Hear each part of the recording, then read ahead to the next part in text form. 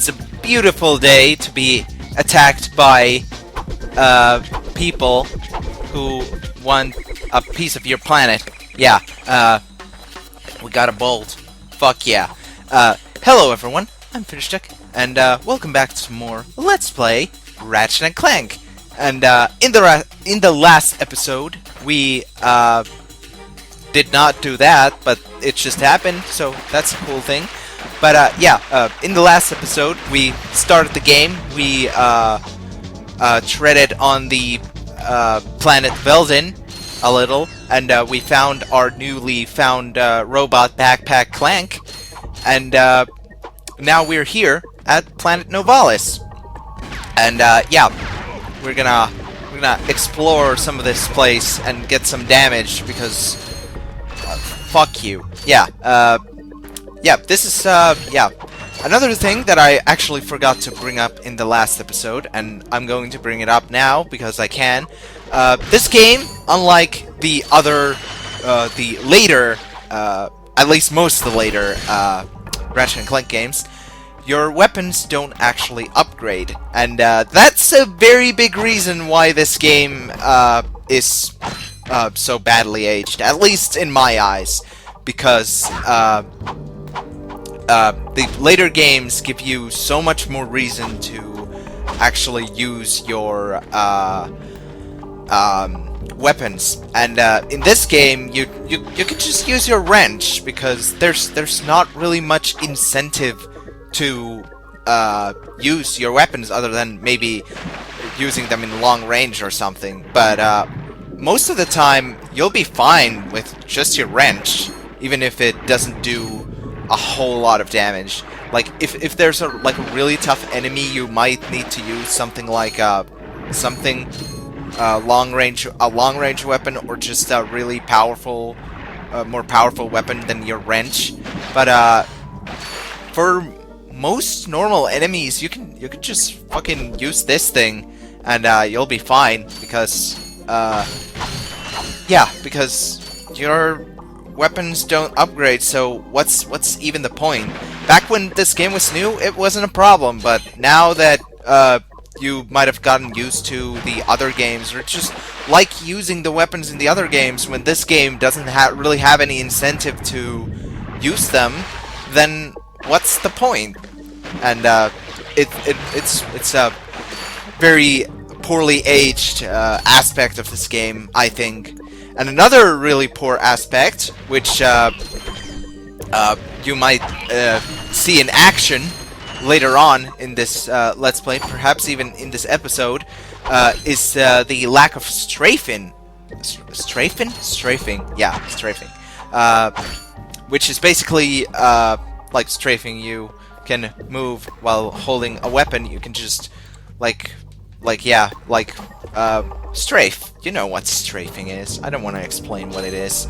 But basically, this game doesn't have that. It was introduced in the second game, and all you do with the L2 button, or the R2 button in this game, is fucking use the first-person mode, or crouch, and use this wrench, and throw it. So that gets a lot of the fights really annoying, especially if you're trying to use long-range weapons and you can't face the enemy in front of you because you can't strafe, and you have to you can't move basically if you want to stay locked on the enemy, which is really annoying, and one of the poorly aged parts of this game. But it's okay, because the later games fixed it, so it's not like this series is completely ruined because of one really bad decision. But yeah, this game, I still like this game. Like I said in the first episode, how much money do we have? Is it enough? I don't think it's enough. No, we need 2,500 for the Pyrocitor. Pyrocitor? I don't fucking know how you say the name of that weapon, but it's basically a flamethrower. Spoilers. But yeah. Another thing that is also rather poorly aged, because I'm gonna talk about this now because I got started on it, is the fact that when you go into this quick select menu, when we get more weapons, it's gonna become more prevalent, because right now we have only one weapon, so we don't really have to change our weapon. When you go to the quick select menu and by holding the triangle button, you don't actually, it doesn't pause the game like it does in the later Ratchet Clank games. And the reason why that's so annoying again is because if you try to change your weapon in the middle of combat, then you're basically becoming a sitting duck, and that's not good, because when you're a sitting duck in the middle of combat, you're gonna take a lot of damage. And again, combine that with the fact that you have only 4 hit points, or more hit points, but it's still not as much as in the later games. It becomes really frustrating and makes this game even more artificially difficult. And that's another thing that's really poorly aged about this game, the life meter, because in the later games you've actually got like a bar of health. It's a bit like Sly 1, which I've already played on this channel. If you haven't seen it, you should go watch it. But basically, in that game, you die in one hit unless you had the Lucky Charm or Horseshoe.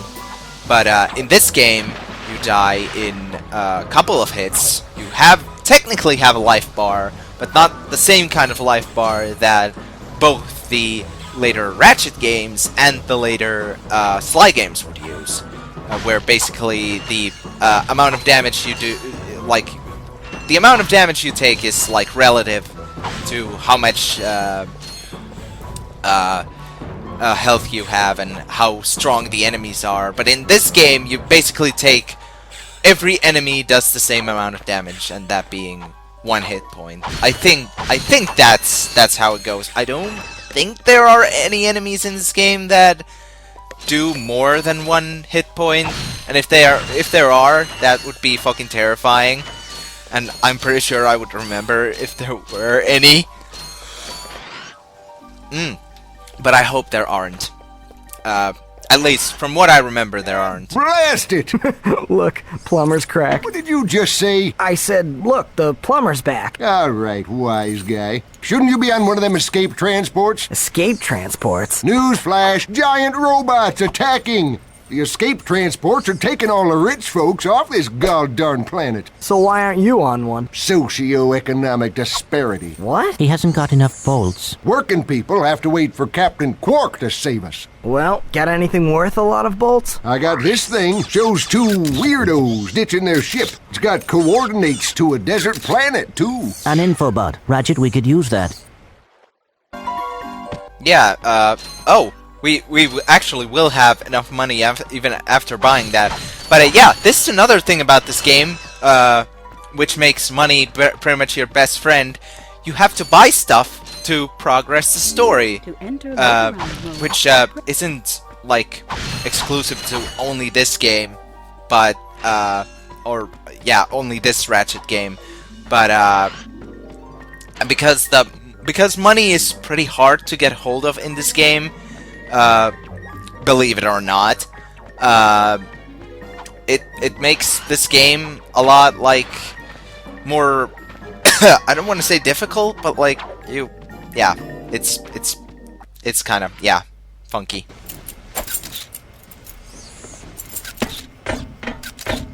Geronimo! Did he just slide down a sewer pipe? Let's see it. Mayday, mayday! This is the solar ship Radical. We seem to be under attack from the planet's surface. Relax, kid. It looks like some sort of fireworks display. Probably in your honor. Whoa! That was close! Ah! Pipe down, I can't concentrate. Oh, we've been hit! An unexpected detour. When we land, I'll see if I can scare up an exhibition for you. We're not gonna live that long! Kid, let's M-screen! Eject! Eject! Rip.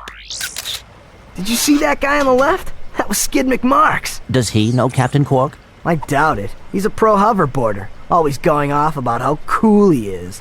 Looks like he's in trouble. I'll say. I've never seen him look so freaked out. Yeah. Gadgetron infobots give you coordinates for new planets. Now that you have the infobot... Yeah, awesome. Yeah, getting infobots is really important, and you get a lot of them throughout the game. And also, that plumber guy we just saw, he's a recurring character in these games. But I don't think he appears in this game anymore. I'm not entirely sure, but yeah, he's a recurring character. And yeah, we got enough money for Pyrocitor, so let's buy it because I want a new weapon. And yeah, here's a cutscene of him getting the weapon. It's a flamethrower. Woohoo! I love flamethrowers. I got some Can great bargains for you we? today.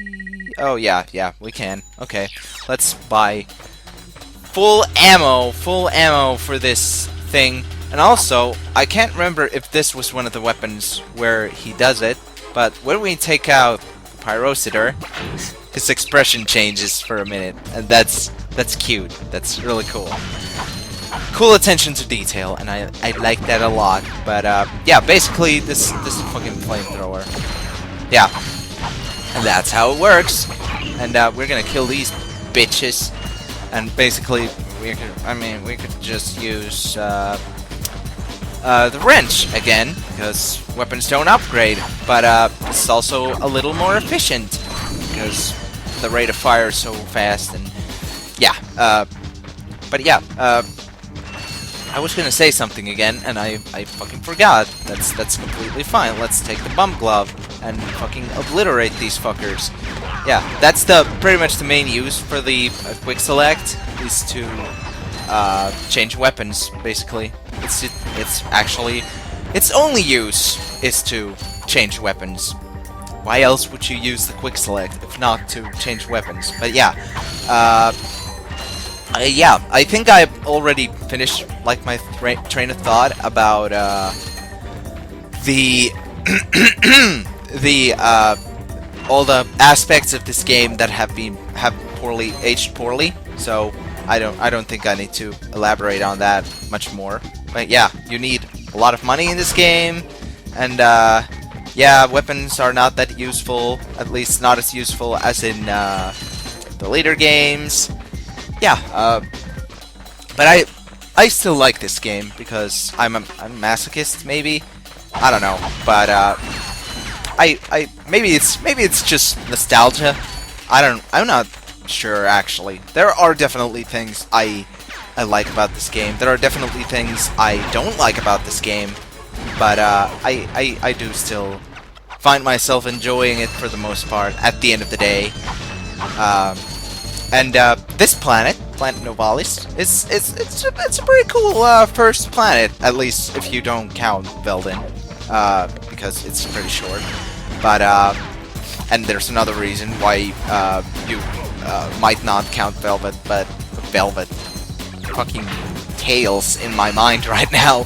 But yeah, there are other reasons why you might not count Velden as the first planet, but this is the first proper planet of the game, and it's a cool like level with a lot of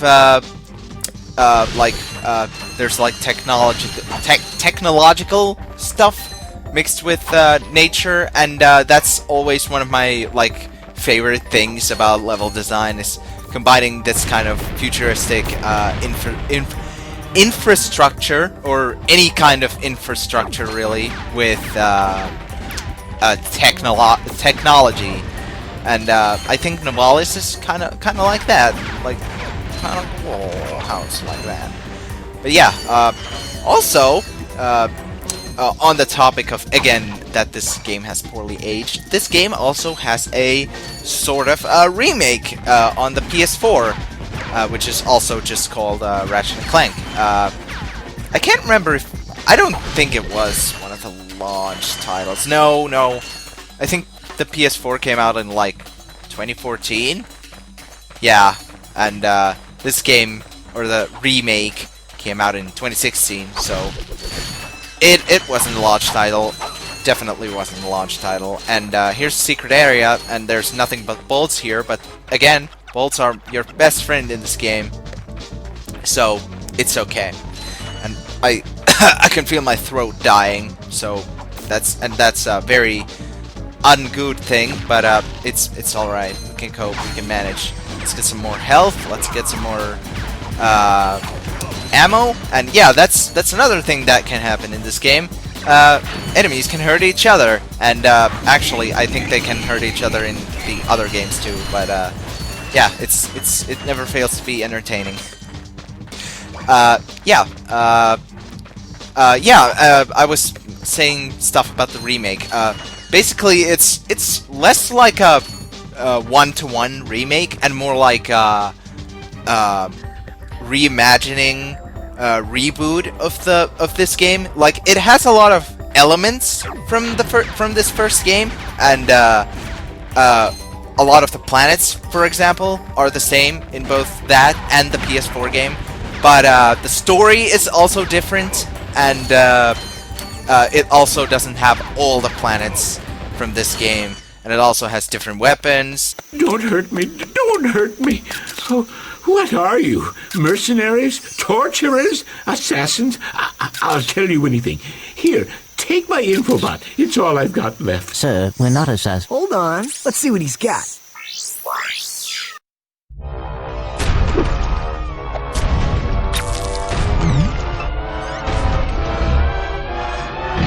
Has this ever happened to you? Hi, I'm Captain Quark, and believe me, there's nothing worse than staring down a Blargian snagglebeast from the inside and knowing your equipment isn't functioning properly. That's why I come to Al's Robo Shack for all my electronic needs. Al has been the exclusive repair shop for my super electro gadgets since I was knee-high to a sand mouse. If Al can't fix it, it's not broke. Right, Al? You said it, pal! So if you're fighting crime, or just fighting grime, come to Al's Robo Shack in Metropolis for all your robotic repairs. Al's Robo Shack, it's Quarktastic! Do you know what this means? Yeah, Captain Quark is really sold out. No, it means Captain Quark is on Metropolis. We could tell him about this invasion. If we had a ship. What? A ship? What? You're not going to torture me? Well, as planetary chairman, I could arrange for you to borrow our courier ship. Cool. You can count on us, sir. Right. Thank you, your chairman shipliness. Now that you have coordinates to 2 new planets, you can use your ship. Press. Okay, thanks. Thanks a lot. Awesome. We can now travel between planets. It's fucking great. Yeah.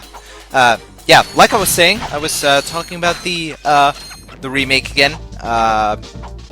It has a lot of differences between this, so it's a one-to-one remake with this game, and I think both of these games, like this game and the PS4 remake, have their own strengths and weaknesses, and there are things about this game that I like more in this game than in the remake, but I also like the remake overall better than this game, mainly because of gameplay reasons and because this game again has aged a bit questionably.